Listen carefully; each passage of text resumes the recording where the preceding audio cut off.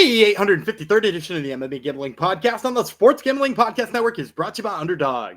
Get up to $1,000 deposit match when you sign up at UnderdogFantasy.com and you use promo code MMASGPN.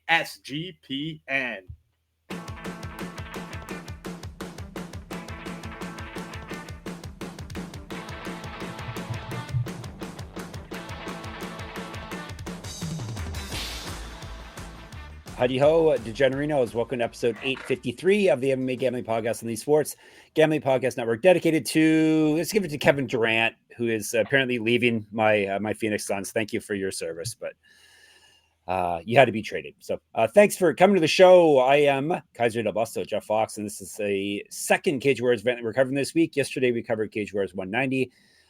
We're back to Manchester for the Saturday event now, Cage Warriors 191, which has two title fights on the card, so it's a bigger card than the one that we covered yesterday for sure.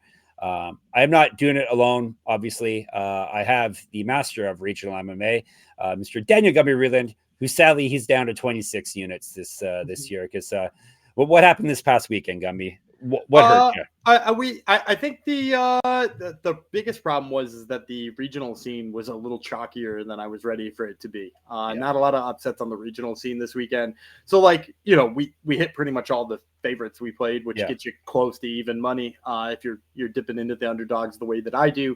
But if you don't hit at least one underdog there, it comes out the other way. So it was actually a little less than a unit. It was negative 0.8 units. So we're down a little bit, but we're still up over 26. Yep.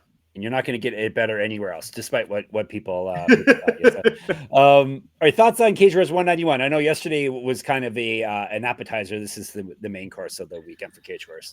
I mean, other than the fact that I hate the main event even happening, it's like a bummer. It kind of happened already. Yeah, and that's my point. It's like we saw 3 rounds of it already, and I'm going to be honest, I feel like you kind of already know what's going to happen based on those 3 rounds we saw. But here we are, we're rolling it back again. And then, I was kind of excited to see you and Davies fight James Power because you and Davies is fun as hell to watch. And then so to see him fall off the card, it's not that I'm not excited about this one, but I would have been a lot more excited if you gave me Liam Gittins versus almost anybody else, and then brought you and Davies back to the card. So just, down a little bit on that. Yep. We're still going to make money and have fun with it. Don't worry. Reminder, the college football team previews are back on the College Experience. Colby Dant and Moneyline Mac preview every FBS college football team, which is a lot of teams, and you don't want to miss this. Check out the College Experience. All right, let's check out some Cage Warriors now. Cage Warriors 191, Gittins versus Giordano, 2, Manchester, England, Saturday night, 1 p.m. Actually, not night if you're in the Eastern time zone, like we are, 1 p.m. Eastern on Saturday, which is good. And it can lead you right up to the UFC pay-per-view on Saturday evening. BEC Arena, Manchester, England, 15 fights. We're going to start things off with, I should have had this queued up already. Stringer Teddy Stringer. He is from England. Torpal Merjoev. That's an interesting name. He is from Norway. They're fighting 3 5-minute rounds. They are fighting at 155. No odds yet, but they should be dropping fairly soon. Usually it's midweek for promotions like Cage Warriors. Merjoev is Rambo, 5-0 with 2 knockouts. This is his Cage Warriors debut. TKO win in his last bout.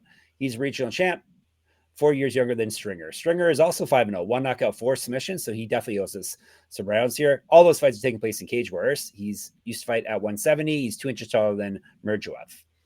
Yeah, I think this is, the Cage Warriors clearly likes Teddy Stringer, and they want him to come along. And I hadn't seen any of Torpal Merjoev at all, so I had to look up some film on him. He's the perfect type of person that Teddy Stringer is just going to light up. He's gonna beat the hell out of him. Teddy Stringer, we'll say negative 350 will be the line. And the reason why, Merjoev is a terrible matchup for Teddy Stringer is that Merjoev just he enters into range and he's a pretty good kickboxer.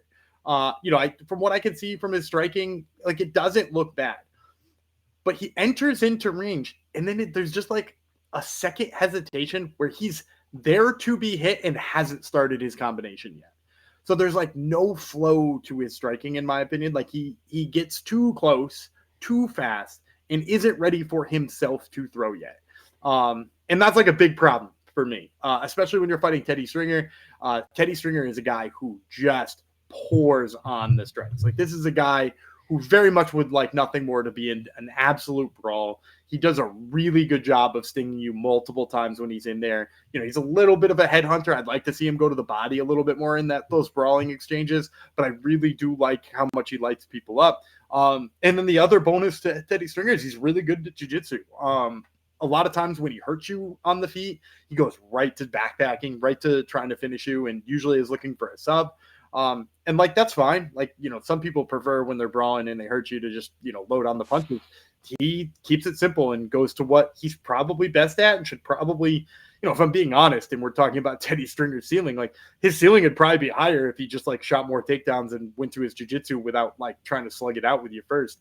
But the dude loves to slug it out. And maybe that'll get him a UFC contract one day. But, you know, Merjoev is going to enter into range and not be ready for what's coming back his way. And he's going to pay for it. So, yeah, give me Teddy Stringer here. Probably.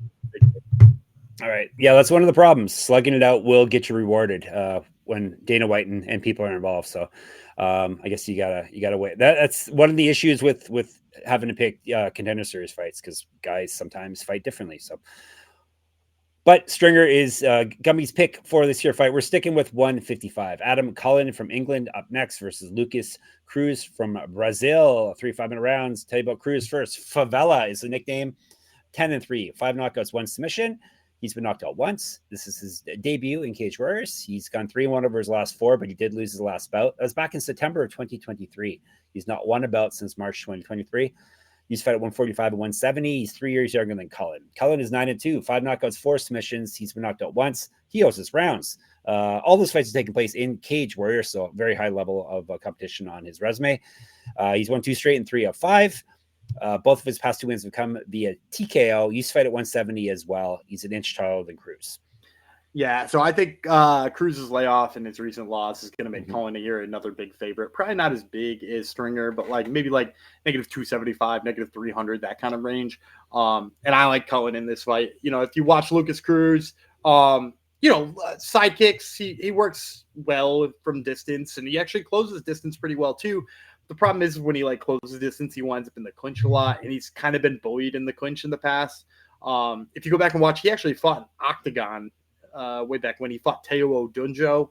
And Odunjo like kind of just like put him up against the cage and like carried him there and took him down a couple of times. Can't remember who won that fight, but Teo Odunjo had like the wrestling advantage in it. And like if you watch Adam Cullen, like his biggest issue is sometimes his defensive striking is a little wanting. Like I wonder if, you know, he's improved anything from there, but he got tagged early in his last fight and wobbled and, you know, managed to work his way out of there. But in terms of his wrestling and it's actually more judo probably because it's like hip throws and trips and stuff like that. His judo is really good. And then on top, he's got really smart positional awareness in the grappling. He's good at defensive jiu-jitsu, which, you know, is important, but probably not against Lukas Cruz. Cruz is probably going to want to strike. But I think he's just going to like, you know, Cruz will move forward and move forward and move forward because that's kind of what he does. He does a good job of closing the distance. It'll take Cullen not backing down one time and they'll be in the clinch together. And I think that's where you see Cullen take over. I think you're going to see his judo, you know, begin to be the deciding factor. And then once Cruz is on the ground too, I don't think he's got a good chance of getting up against Adam Cullen. I think Adam Cullen's, you know, ground control and his ability to hold positions and then his ability to like punish you from those positions is good enough that Lukas Cruz is going to be in a bad place. So give me Adam Cullen here. Probably again, another big line though. All right. That's okay. You got to pick winners. Hopefully we get some dogs soon. Before we dive into some more picks, Circa's Ultimate Fantasy Football giveaway is ongoing. Circa Resort and Casino in Las Vegas is giving away the Ultimate Fantasy Football experience for a 12-person league to draft in Vegas and be treated like VIPs for their stay. You get a limo ride from the airport, a $5,000 tab for stadium swim, and a hotel stay for you and your 11 league mates. You can always get 15% off at all the Circa properties with the promo code SGP15. Enter the Ultimate Fantasy Football contest for free at sportsgamblingpodcast.com/circa. That's sportsgamblingpodcast.com/CIRCA. And we're brought to you by MyBookie.ag. MyBookie is your place to bet on every sport, including this year Cage Warriors event that we're talking about. MyBookie accepts customers from a ton of locations, easy deposit, lightning fast payouts using crypto. So make sure you check out the Cage Warriors lines there. And when you do, head to mybookie.ag, use our code MMASGPN. That way you get 100% deposit match up to $1,000. Terms and conditions apply. That's mybookie.ag, promo code MMASGPN. All right, moving on up. Actually, not according to Tapology, we're moving down, but really we're moving up the card according to Cage Warriors. This is a catchweight, 165-pound bout. Michael Pagani from Italy, Tim Wilde from England. Do you know why it's a catchweight or not off the top of your head? I want to say Wilde is a late replacement. Okay. I think Pagani was originally in the fight, but Wilde is an addition. Yeah, Tapology doesn't have that listed either, so I can't say for sure. Let's break her down, though. Pagani is sniper. 7-2 with 1 no contest. He's been knocked out 5 times. He's never been finished in a fight. 1-2 in Cage Warriors. He's lost 2 straight. Before that, he won 5 straight. He's fed at 170, 11 years younger than Wilde. The experiment. I remember talking about him before, Tim Wilde. 17-6-1, 7 knockouts, 1 submission. He's been knocked out 3 times, submitted twice. 2-3 in Cage Warriors. He's lost 2 straight. Before that, he won 3 straight. And he's gone 5-2-1 over his last 8. He's gone 5. He went 5-3-1 in Bellator, RIP. Multiple regional championships on his mantle. Correct. Get all our merch, sportsgamblingpockets.com/store. He's fed at 145 at 170, 2013 pro MMA debut, 2 inches taller than Pagani. I think this fight's been actually scheduled. Sorry to interrupt. Scheduled a couple of times before, and this is hopefully finally happens this time. Okay. So I think Pagani's going to be a slight favorite. We're going to say like negative 145. In general, you know, the youth mixed with like, you know, who he's been losing to. Although I guess Tim Wilde did just lose to Mark Diakese. But yeah, so I think Pagani's going to be the slight favorite here. Like I said, negative 145, negative 135. And I like him in this spot too. If you watch Pagani, you know, really nice kicks, particularly high kicks, good work to the body, you know, just overall, just like a pretty nice kickboxer. His big flaw is that if you get him moving backwards, he panics a little bit. You can see he's one of those guys who they look to almost like push their opponent away when they close the distance too well on him. And that's like, you know, obviously a huge problem, and it gets you tagged a lot. So I'm a little bit worried about that with Pagani. But here's the thing, is that I don't think Wilde's the type of guy to do that. Like if you watch his fight with Diakese, he actually does a really good job of cutting the cage off and forcing Mark Diakese to fight with him, but he doesn't crowd him. You know, like there's a difference between, you know, cutting the cage off and forcing you to strike with him and then like crowding him and being in his space. Like Pagani had a lot of trouble with, you know, a really good underdog pick of ours not that long ago, Constantino Natellis, who I picked to beat Pagani despite being like plus 220 or something like that. Natellis is like a grinder, right? Like he not just closes the distance so he's in a striking range, but he closes the distance so he's in like a phone booth in either dirty boxes, or you're worried about the clinch, or like, you know, he's in your face. And like that's what Pagani has had trouble with in the past, and why Natellis won that fight. And like Wilde will close the distance, but only because he wants you to throw with him from range. And I think Pagani is better at throwing from range. So when that boils down, like, you know, Pagani will be the better striker from range. Wilde won't be doing enough of the things that he struggles at. And then like, if they do wind up in the clinch, like Pagani, I think is the more physical fighter here too. Like he's definitely stronger. Now it doesn't seem like either of them ever really want to wrestle. Like Wilde kind of got bodied by Mark Diakese. Not that that's like a, you know, an indictment of him, but he got bodied by Mark Diakese. So like, you know, I think in the clinch, Pagani is going to be the one with the better time. Probably will never get there though, because Tim Wilde seems to like just want to strike from range, and I like Pagani better in that kind of fight. All right, Pagani is the pick. All right, this is a title bout. Next, interim lightweight championship bout. Why is it interim Gumby?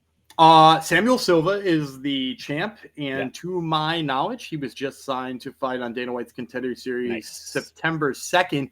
And if I'm not mistaken, if the rumors I've heard are correct, he's fighting rat garbage, Mandel Nallo, who I have to regret to. This is sad breaking news to everybody.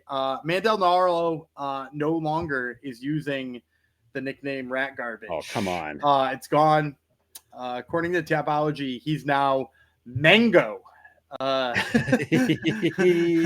Mango Mandel Nallo, which I don't know which one I like better. Do you like Mango Mandel? It's still funny. It's funny Yeah. when you say it together with his name and everything. Yeah, Mango Mandel. Yeah, if he was just like had a regular name like Mango Jeff Fox, it's not funny.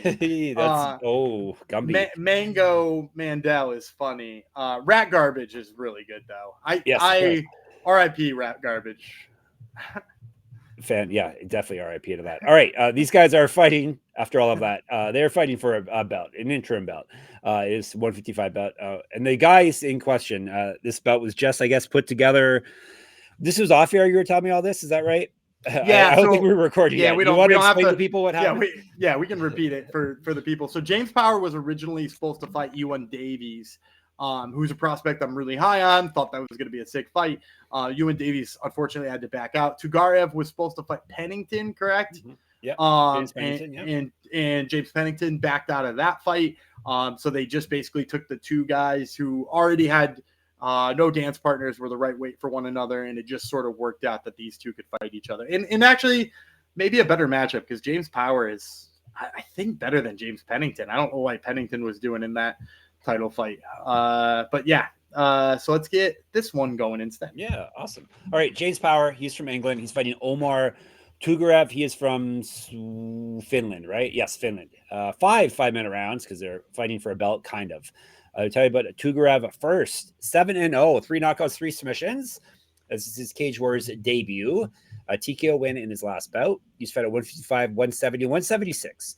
0-1 as a pro kickboxer, 10 years younger than Power. Power is 8-1 with 7 knockouts. He's never been finished in a fight.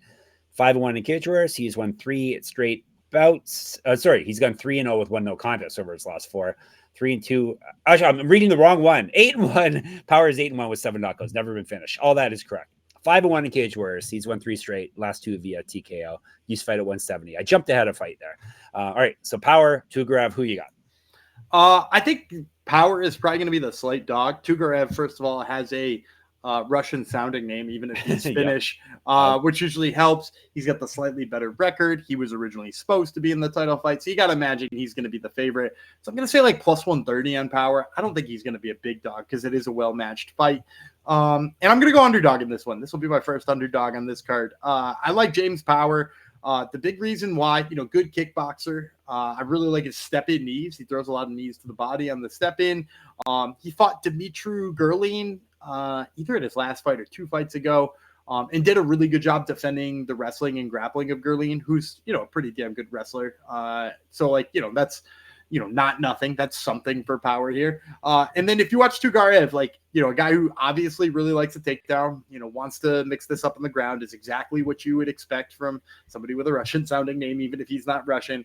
And his takedowns are decent. The thing I don't like about his grappling game is that while his takedowns are decent, his control is not.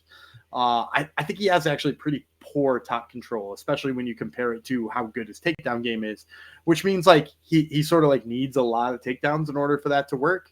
I watched his fight at UAE Warriors. He fought Humphrey Malenga.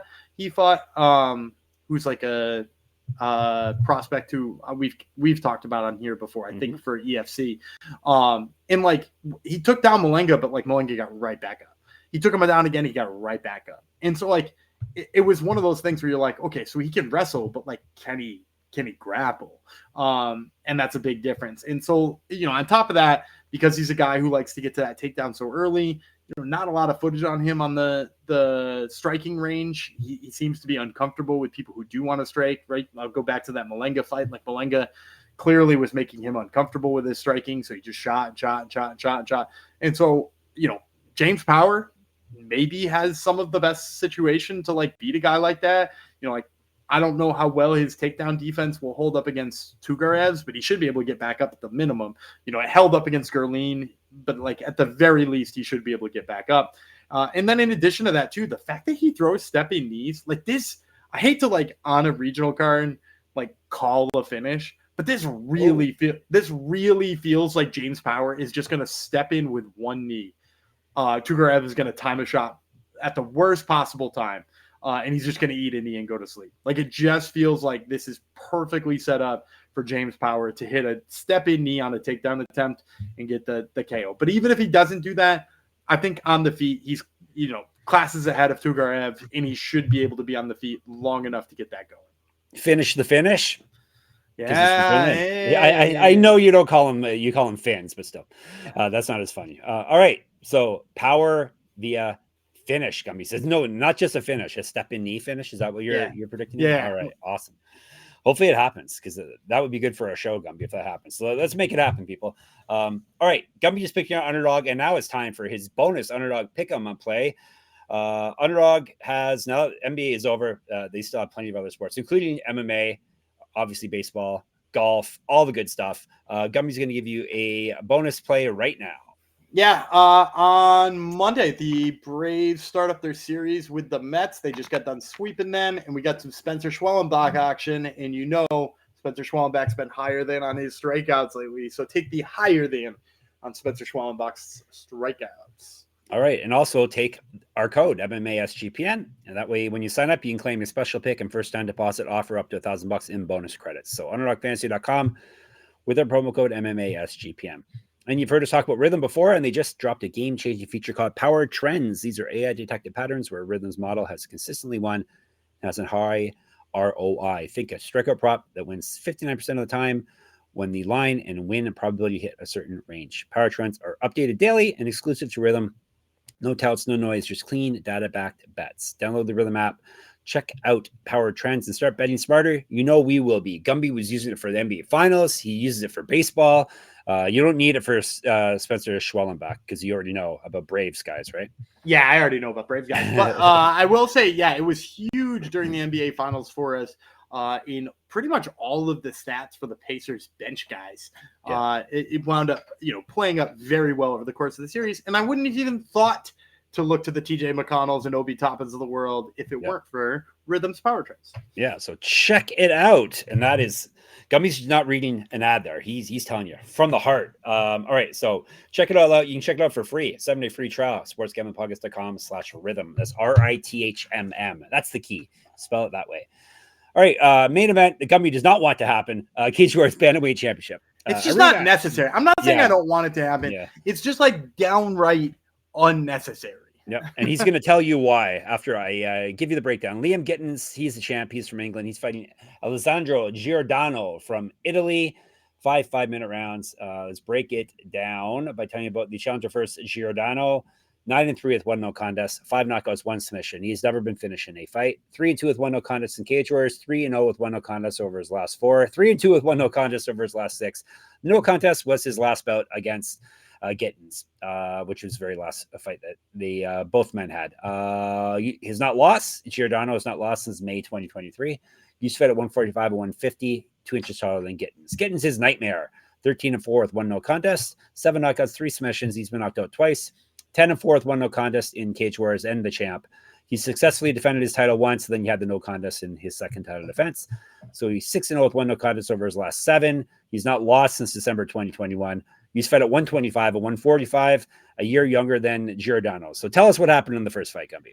So first of all, Gittins -500 probably okay. is what my guess is. He's going to be a massive favorite here because first of all, he was a favorite in the first one, and pretty much how it went down is that if you watch the fight, is Gittins just takes all of the room away. He pressures, he gets right in your face. And then he it's not brawling, but like he gets in a phone booth with you and is willing to mix it up in that phone booth. That's how he's fought pretty much all of his fights. And he's pretty damn good at doing that. And that's what he did to Giordano. He took all of his room away. He was beating him up in close range. He clearly won the first round. He clearly won the second round, in my opinion. And he was well on his way to winning the third round. And when he closed the range again and got real up in it, there was like this weird exchange where it looked like basically Gittins was trying to poke him in the eye. Like they slow, I'm not kidding you. Like they slow it down, and everything's worse when you slow it down. Yeah. Right. Like all fouls look like they were like wildly intentional. Maybe not as intentional as some of the ones we saw this weekend at UFC Baku. Don't spoil it. I haven't watched it yet. I mean, I can't wait. I love fouls. You're going to see 9 shots to the testicles. Oh, I love it. You're going to see 3 or 4 fence grabs. Of course, none of them, any problem. You are going to see actual point deductions at some point. I mean, like, nice. I can't wait. There's so much stuff. But like they slowed this one down, and it's like his hands come forward, and he's like he's typewritering punching him in the eyeball. And if you were on YouTube, you could just see me doing that to the camera. It looked like he was doing everything in his power to poke Giordano in the eye, and he doesn't. I didn't think he got him really good. Like it seemed like it was the one that did eventually get to his eye was like maybe more of a glancing blow, and Giordano was like, "Nope, can't see. This is over." And like, maybe he can't see. I can't ever tell whether people can or not, but like it also would have been a great time for him to decide to get out. Because like another round in, and that's going to the judges' scorecards for a technical decision. Gittins was clearly the better man in that night. And maybe Giordano's got a reason, bad camp, bad cut, whatever it might be. But I have no reason to be like, there's no reason Gittins won't just beat him that way again. He won't crowd him. He won't get in his face. He won't hurt him. Like all of that just stands out to me as like what's going to happen. So yeah, I'll take Liam Gittins again. I think he's going to beat up Giordano. All right. Now if you aren't watching this on YouTube, that's more reason to now. You can get your eyes virtually poked by Gumby, right? That's right. Well, what more do you want? All right. Before we're actually going to give you more. We're going to give you some more winning plays after I give you a quick recap here. He's got Gittins. He's got Power. He's got Pagani. He's got Cullen. He's got Stringer. All right. We got lots more to choose from, Gumby. Where are we going to next? Yeah. First of all, I just want to shout out Michael Pagani because I think he's the first Italian fighter I've ever picked to win a fight. Oh, that's right. Except for in Italy versus Italy matchups. And then I pick one. But forced. I have no hate on Italy. I haven't been real, impressed with their MMA scene. I got two. One of them is Joe Fields. He's a 4-0 or 5-0 British 125 pounder.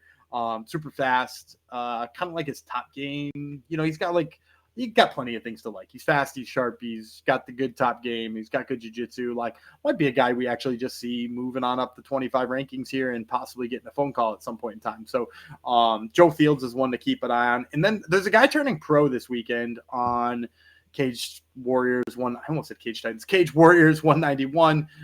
His name is Chris Morris. I kind of like what I've seen from Chris Morris as an amateur. I think he was 11-2 as an amateur, and his two losses were like regional names even you would know. Like, Josh O'Connor.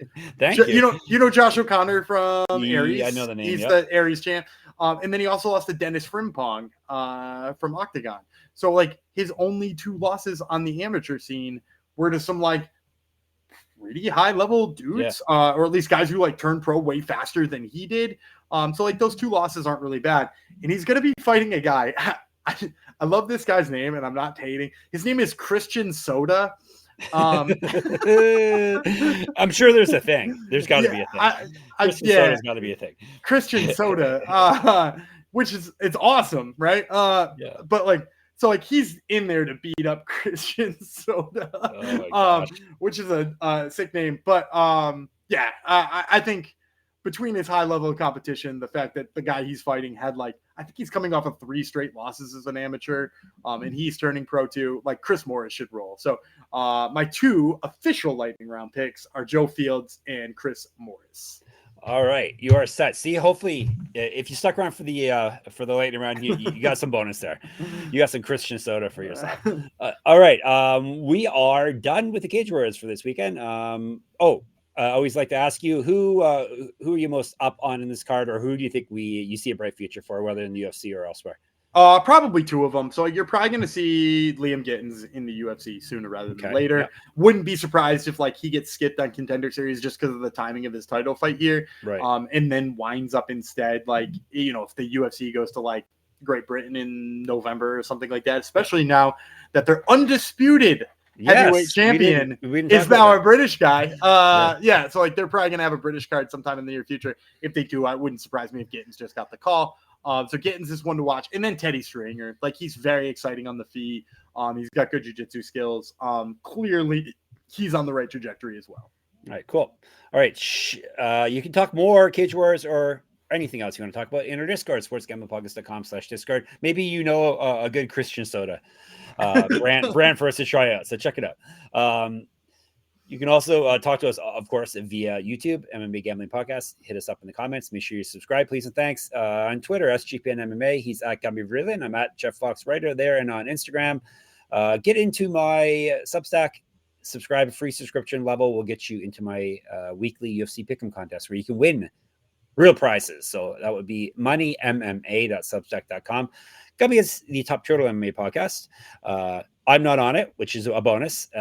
He does have interesting people in MMA on it. Tell the people who we're going to listen to this week. Yeah, definitely Jack Hermanson. Right. I'm trying to finish up my second interview. It will either be somebody else from UFC 317, or I got one more coming off a Contender Series in the can, who's Anthony Guarasio, who has both called us out for making a bag of pick on the show, and is also a hell of a character. You guys are going to enjoy that guy, who will either air this week or next week. So, tune in every week.